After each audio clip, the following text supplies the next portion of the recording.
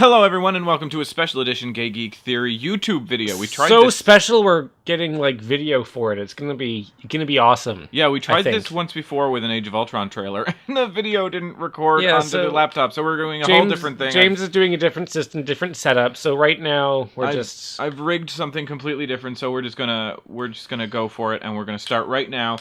Earlier today, and the second Star Wars teaser trailer came out. And I just have to say, this one made me wet. Yeah, this if you've been listening to the podcast, I have not been excited for Star Wars. No, and James, and in our private conversations, James has talked me into it that it wasn't really a fantastic trailer. And I don't understand why all these critics are wetting themselves over this trailer, because I like it, but I wasn't shocked and awed by it. It wasn't a blow-you-away trailer. No, this one was. Yeah, this trailer got me excited. There was action in this trailer. There was a really awesome emotional hook. There were, you had voices from the cast who wasn't Andy Serkis. You had views of the old cast. You had views of the new cast. And it was just a whole lot more to pull out of here. Yeah, so, okay, let's start right now. We're going to watch the whole trailer all the way through, and then we're going to dissect it. Exactly. Okay.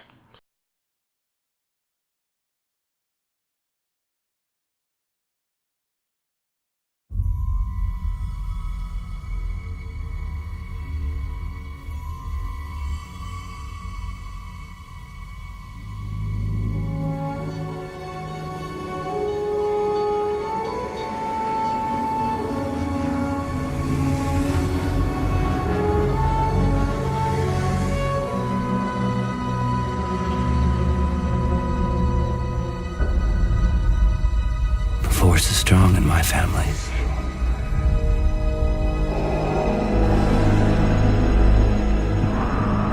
My father has it.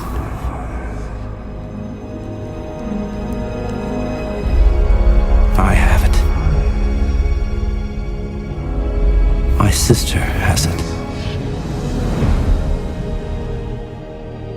You have that power too.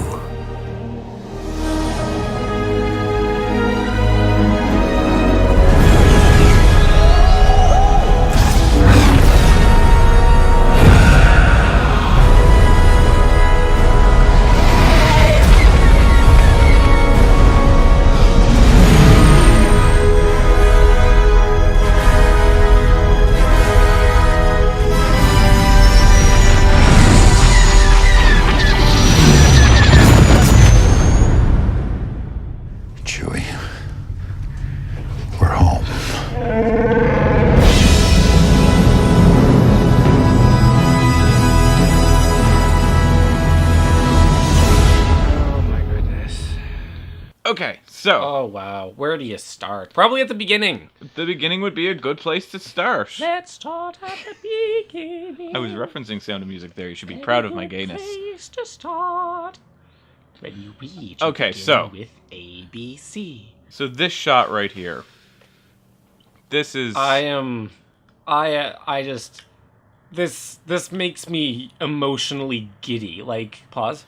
That there. Right there with the X-Wing in the foreground, and then the speeder in the midground, and then the very background you have that massive Star Destroyer. It really shows you how huge these things are. Yeah, that is now, a part of the landscape. That is this huge and gigantic, when you saw the original trilogy, they never showed the Star Destroyers in comparison to anything on a planet. Because they were always in space, and you knew because physically, back then you couldn't, with the special effects, get them on a planet. Yeah, and you knew that they were big, just because of the way that the characters talked about them. Yeah. But you didn't really have the scale of reference. Yeah. Unless you go hunting on these nerd websites that, actually tell you. But this is just fantastic. Because there is a chart that shows, every ship from science fiction. But this is fantastic. It shows this is probably... following a battle that took place after the death of the Emperor.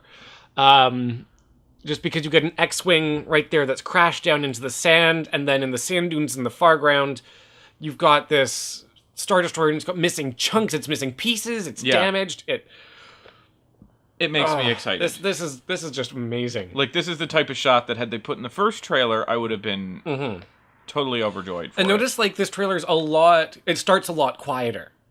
It does, yeah. I mean, it starts off with this. Luke actually giving a narration. Yeah, you get to... That's what got me excited. As soon as I heard Luke Skywalker speaking, I was like, yes! Yeah. You actually get some Mark Hamill. Mark Hamill does great voice talent, whatever he does. Yeah. He is the one true voice. Like, Darth Vader's mask has been beaten to shit. Well, it's not, because Darth Vader's mask was on a funeral pyre. So no, but it wasn't, though. If you watch Return of the Jedi, which we are definitely going to do soon, when he is on the funeral pyre, he is just Anakin. No, when he's on the funeral pyre, he's wearing the full outfit. No, he's not. At least not in the redos. Okay, well, in the original... I used to watch the originals. In the originals... So did I, but I don't think they had Darth Vader on a pyre. Well, no, they had Darth Vader. He might not have been wearing the mask. Well, maybe the mask was, like, on him? Well, yeah, because, look, it's the full mask. It's the bottom and the top part. Yeah. So I definitely think that this is, like... Luke has kept a memento of his father. Yeah. After on the fire. And that has a lot of... And maybe he's kept that to be like, this is what I could become if I go too far. Well, or just like the sense of like a symbolic movement of like the cleansing fire sort of aspect. The Sith has been cleansed out of the mask. Yeah. And the mask is now a symbol of redemption. Right. And this shot right here, I love the hand. I love his hand. Like, that looks fantastic. I love R2 and... Did Luke Luke lost his right hand, right? Yes. And Anakin lost his left hand. Yeah. Yeah, so, that's Luke. Yeah. Well, it's obviously not Anakin. And there were, for a long time, some rumors that the wrist guard lightsaber Sith was going to be Luke. Yeah. I wasn't... And it doesn't seem like that. It's. I think the Adam Driver is going to be playing him. Right. Well, we'll address that a bit later, because I have my own, personal fan theory that's probably not going to happen, but if it did happen, I would be, oh my god. Yeah. And this is such a tease, because that is Leia, that is Carrie Fisher. That is Carrie Fisher. Like, if you think about it, other than Han, Luke and Leia, you only get to see their hand. Yeah. So it's like, and it's their lightsaber hand. Mm-hmm. And she's receiving Anakin's former lightsaber. So is it Anakin or Luke's? It's, Luke's first lightsaber was Anakin's last lightsaber. Yeah. And this has probably been retrieved from the filter system in Cloud City. But this also makes me wonder if Luke has not died or faked his death, and she's getting this, this is all that was left of him. Well, this wasn't the lightsaber he ended up with. This lightsaber was lost on Cloud City on Bespin. Okay. I don't know the exact shape of lightsabers. I do. Well, I know we talked about that earlier, but I'm realizing that now. Okay. And that line, you have that power too. Who the crap is he talking to? He must be talking to his granddaughter. Well, maybe not a granddaughter, maybe a daughter? No. Granddaughter, maybe... Well, not granddaughter. Probably Leia and Han's daughter. Probably. Because the theory is that the female lead is Leia and Han's daughter. Which would be amazing if we had our first female Jedi in this movie. Well, main character female Jedi. Yeah. Especially with, fucking what's-her-face from... Shot. I know. Just the X-Wings flying over. And the water effects, you really get the sense of the momentum. Okay, go back. Go back. She is supposed to be their daughter. And then you've got the little ball droid, who is adorable and awesome. Black stormtrooper dude. That's John Boyega is his name. I don't know the names. Obviously he's not a stormtrooper right now, because he's in a... Well, yeah, I think the scenes of him being a stormtrooper... Okay, there we go. Okay, I don't think this is Luke, because he's wearing a glove on both hands. Yeah. And you get him. He's with the stormtrooper setting. Those look like sand people huts in the background there. Oh yeah, they're sort of animal skins and stuff. Yeah. So it's like he's going down and chopping people down, kind of like Anakin did in Episode 3. Maybe they're hunting down these people on Tatooine. Maybe they've escaped to Tatooine and they're hunting them down. I love that all of these shots are being filmed on location. Yeah, they're not in front of green screen. This is actual desert. That first shot with the downed Death Star? No, the downed Star Destroyer. Right. Is a matte painting. Destroyer. Someone's gonna have that on their wall. Oh my god, they're going back to paintings? Yeah. Oh my god. That's the best. Okay, hold here for a second. Okay. My favorite thing about this movie, aside from them bringing back all the original cast members, is that they're actually going back to the original filming techniques. Yeah, which I'm sure is costing Disney a fortune, but I'm sure they're perfectly okay with it. I'm sure it's going to pay off, because Because Disney has the potential of having $2 billion movies this year, with Age of Ultron, which is pretty much a guarantee because of the pre-sales. Oh, yeah. And then this, which is... The tickets aren't going on sale now, obviously. They won't be on sale until the fall. But when they do, can you imagine how they're... Oh my god. Can you remember episode 1? The ticket sales for that? Like, the pre-sales for that alone were fantastic. Like, the pre-sales... I remember wanting to go see episode 1, like, as a kid. And we went the opening weekend. They were like, no. No. Try again next week. Yeah. So we went the next week, and me and my father got in, but the place was packed, so we had to sit in, terrible seats. And I went finally a second time, like 4 months later, and finally... Or 4 weeks later, and finally got a decent seat to watch it. And so this, we're being released in 3D, we're being released in IMAX. This is being released in 2D, 3D, IMAX, and IMAX 3D. Oh my god. So... this is going to make a fortune. Yeah, and the people are still weary from the previous trilogy, but I think Disney's doing a really good job to show, like, hey, we're distancing ourselves from that. We know that they were bad. Everyone knows what they were bad. We're going for a fresh start with this. Yeah. It's sort of like... and I think this trailer really is our first indication that, yes, this is a fresh start. And this trailer, I think, harkens back so much to the original trilogy. Like, even down to the text fonts. Like, the This Christmas. Yeah, like that is an old Star Wars font. Like, yeah, that is a really old Star... Even, like, the techniques of, like, twisting the letters and shit. Yeah. But anyways... Like, they're going back to the old film techniques of miniatures and on sets and prosthetics and especially paintings. Actually, that is a really good shot. I want that to be my Facebook banner. I know. I just locked down on that. Look how clear that is. Anyways, I will screen cap that for you. I just love that, and I love the camera zooming in. Like, this is definitely not typical. J.J. Abrams. No, like, look at the lack of lens flare on this. Yes. Like, this is a lot more than just flashy. There is like real style here. Like, look at how he spins around and just throws his hands out. When he it's like the camera's moving in like the Force. He's pulling someone toward him, and the camera's coming toward him. It's fantastic. Like, it looks stylistically fantastic. And the double-bladed lightsaber does not look impractical. Wrist guard. Yeah, especially if you saw earlier, like, if you take wide swings with it. Yeah. And if you only could see me right now, I'm, like, swinging my arms around and shit. Like, I am definitely going to buy that replica lightsaber. Like, for sure. That is a sold sale. This is so Berlin 1939. I know. That George Lucas... they're called stormtroopers for a reason. Well, yeah. He based a lot of the, especially the original trilogy and the new trilogy. The new trilogy, episodes 1, 2, 3, especially in episode 3, that was the rise of Hitler.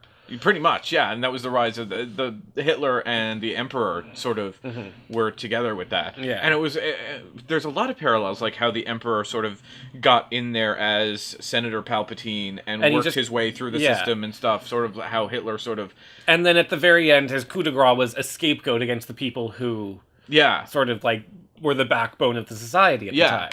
But like, look at the TIE fighters in the background. They're black and white. I know. They look so cool.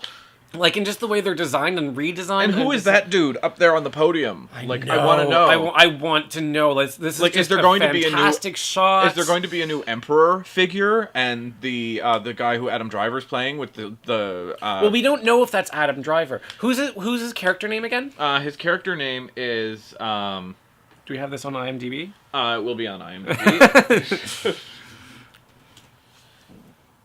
Adam Driver is going to be playing...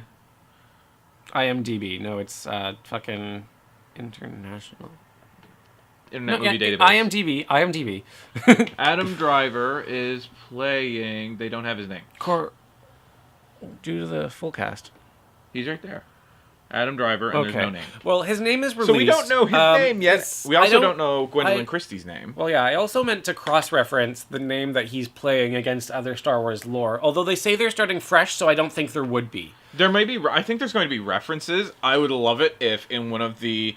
they sort of brought Admiral Thrawn back. Yeah, like, just have him there. Just have him in a Star Destroyer and just have someone say to him, Admiral Thrawn, the rebels, blah, blah, blah, or something like that. Or just have him a character so the option for a spin-off is there. Yeah, because if you just had, like, the people who read the books, which I read the Thrawn trilogy, I didn't read the rest of the extended universe. Just the people who read the books. If you have apparently an admiral of a Star Destroyer there and you call him Admiral Thrawn, like, there's going to be... Even if there's an admiral in blue skin. Yeah, like there Blueface. will be people wetting their pants. I know, because like as I've been told by James, and not just James, other people, like if you're gonna read Star Wars books, extended universe, read the Thrawn trilogy. It is fantastic. Like that, those are the only books that I've heard of that are like solid books, aside from being Star Wars. There's one other book, I can't remember the name of it, but it's actually like the prequel to the Thrawn trilogy. And there's also a duology sequel that I haven't read yet, but that also exists. So there might be 6 really good books. So- I like this shot because I like her because she's... No, Gwendolyn Christie. That's the Gwendolyn Brienne. Christie is from Game of Thrones. Yeah, she's the Brienne. Brienne, yeah. Brienne. I want her to be a Jedi or a Sith. I want her to be a Jedi, and I want Lupita Lupita Nyong'o to be a kick-ass Sith. Oh my god, Like yes. a bald kick-ass Sith who just like flings around like Yoda did in episode 2. Or even like I wouldn't mind Gwendolyn Christie being a completely out of her mind berserker Sith. Like berserker woman Sith, like a complete juggernaut. Yeah. Because that's basically what she is in Game of Thrones, only with a little bit more of a philosophical. Yeah, she's. Oh my god! Look at this. Look at that. You have a hovering TIE fighter, fighter destroying other TIE fighters. That must be John Boyega must be like flying that one and attacking other stormtroopers, and then he crash lands and he's in his stormtrooper gear. I figured it out. So maybe he's violently defecting. Look at that stormtrooper flying around! Look at him! Go back! Like, look at that! Look at that! Look at that! I am... The green lasers coming from them. They must be they're smaller than they used to be. They're more compact. Well, yeah, because that was just a matter of visual technology. Oh, I know that, but I'm just saying. And then, look, you got the bloody handprint on the helmet. Well, I guess Or is maybe- he the one doing that, or is he just like, holy shit, Or, shit's yeah, going down. maybe one of his... Maybe there's like maybe it's like there is a new emperor figure, And then there's dissension among the ranks about who... Thrawn is dissenting, or or Adam Driver, or maybe there's some dissenting, sort of whatever. civil dissent going on inside the Imperial remnant. Yeah, And he spends a lot of his time in these trailers breathing really heavily. he does. He needs an inhaler. Look at this. Look at this. And then you got that. the Chrome Trooper. I heard that the Chrome Trooper would actually be having a lightsaber. Which I don't would know be cool. about that. That would be cool, but that is also pretty cool. Like Just an extra... this right now, it's kind of like they took Darth Vader, Boba Fett, and a stormtrooper and made a baby. Yeah. Like, that looks fantastic. It's an epic design. And you got some sort of stone in the background. Yeah, which is interesting. Yeah. So that's definitely related to And, this. I love... the I little am... droid. It has a peeking around name. the It has a corner. name, apparently. I don't know what it is, but I am in love with this thing. It's so cute, and I want one. Like, it needs to be a thing. They need to sell it. It needs to be like a Roomba. Oh my god, yes! I will buy it. I will pay however many hundreds of dollars you want, Disney. I will go find one of the last remaining Disney stores and buy it. There's more white bitch helping Wait, black dude.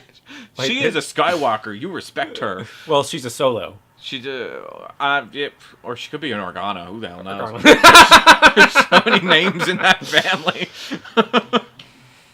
More breathing heavy. And she's like, hey, yeah, like I said, he needs an inhaler. He's in desperate need here. He needs a doctor. Maybe that's part of the plot. Like, there's something wrong with the cloning program, and he's like sort of suffering. I don't think they're clones anymore.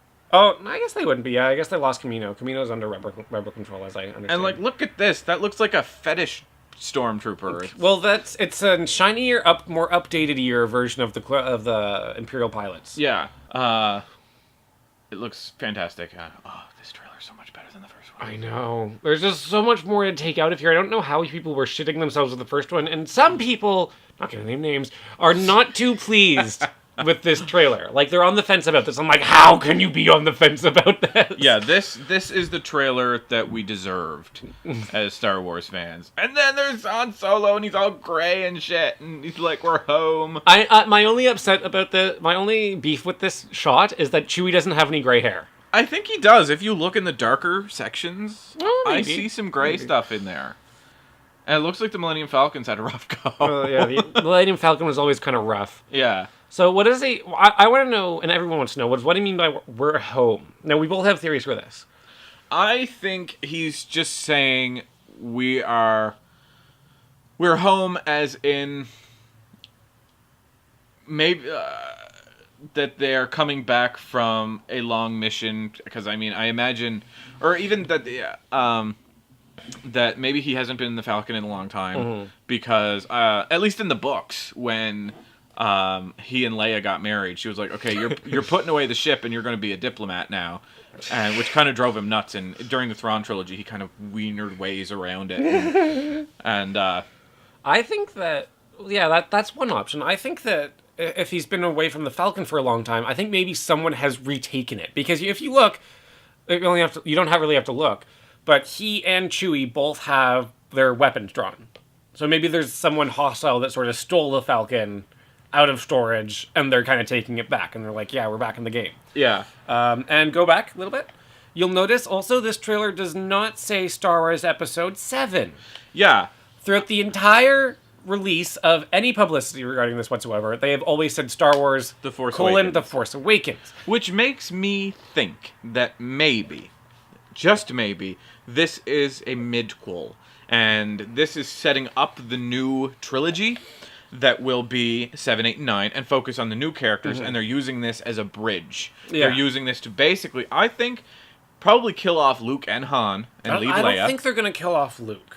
I think Luke is going to sacrifice himself in some way. I think the only one that's going to be left alive is Leia, and that's just because she is a diplomat and stuff, and, I mean, you got to keep Carrie Fisher around as long as you can get her. Well, yeah, because she made the original series. Yeah, like her smart-ass remarks and stuff. Well, then she just did so much, like, behind the scenes, too. Like, she was the life of the party, they say. We are super excited for this now. I can't wait for the next trailer, and can't wait for Age of Ultron and everything. So follow us on Twitter at Gay Geek Theory. Is the next trailer being premiered with Age of Ultron? No, I think it's this one. Okay. This is the trailer that's going to be in front of Age of Ultron? I'm pretty sure. Okay. Would be awesome if it wasn't, if they gave us a bit more. That would be pretty awesome. Yeah. And of course, also, we're going to see the new DC trailer. yeah, the Batman v Superman trailer, which is I'm going to like, be interesting. which I'm like, really? I don't like the teaser for the trailer they had because it's just both the suits. I don't get what they want us to go on there. Yeah, but we'll talk about that more on the actual Gay Geek Theory podcast because we don't have any time. Which we will release tomorrow in 3 parts because we just have so much to talk about. Yeah, so it's been a busy week. So I want to thank you guys for tuning in and watching this with us, and Likewise. I hope you'll follow and all that other social media crap. Yeah. So hope you have a great weekend. Hope you enjoyed the trailer, and hope you're as excited as we are. Bye. Bye.